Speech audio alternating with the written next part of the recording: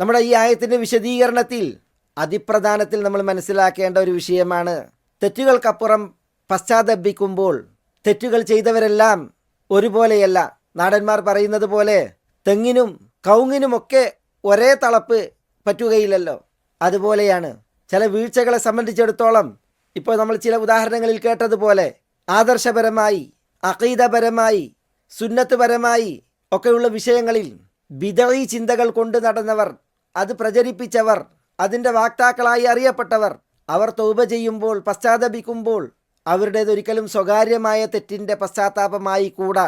അവരുടേത് ഇമാം Ahmad bin Hanbal റഹ്മത്തുള്ളാഹി അലൈഹി പറഞ്ഞതുപോലെ പരസ്യമാക്കേണ്ടതുണ്ട്.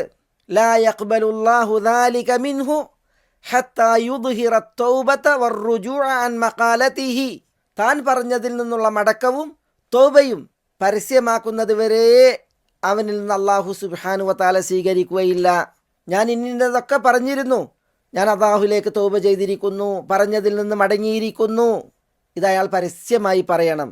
അത് അയാളിൽ നിന്ന് പരസ്യമായി ഉണ്ടായാൽ ഹീന ഇദിൻ തുഖ്ബൽ, അപ്പോഴാണ് അയാളുടെ തൗബ സ്വീകരിക്കപ്പെടുക.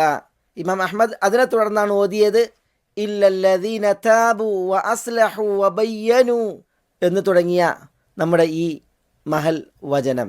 ബിദ്അത്തുകളുടെ വിഷയം ഏറെ കടുത്തതാണ്. വൈലുൽ ലിമൻ മാത വ ബഖിയത് ബിദ്അതുഹു ബഅദഹു വതൂബ ലിമൻ മാത വ മാതത് ബിദ്അതുഹു ബഅദഹു എന്ന് പണ്ഡിതന്മാർ പറയാറുണ്ട്.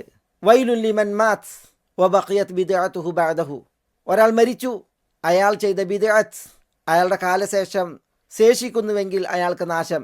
വതൂബ ലിമൻ മാത് വ മാതത് ബിദ്അതുഹു ബഅദഹു, ഒരാൾ മരിച്ചു, അയാളുടെ ബിദ്അത്തും അയാളോടുകൂടി മരിച്ചു, അയാളുടെ കാലശേഷം അത് ഇല്ലാതായി, എങ്കിൽ അത്തരക്കാർക്ക് മംഗളം. എപ്പോഴാണ് മരണപ്പെട്ടവരുടെ ബിദ്അത്ത് അവരുടെ മരണത്തോടു കൂടി മരിക്കുക?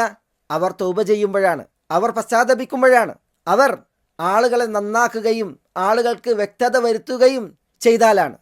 അപ്പോൾ അയാൾ മരിക്കുന്നതോടുകൂടി അയാളുടെ ബിദ്അത്തുകളും മരിക്കുന്നു.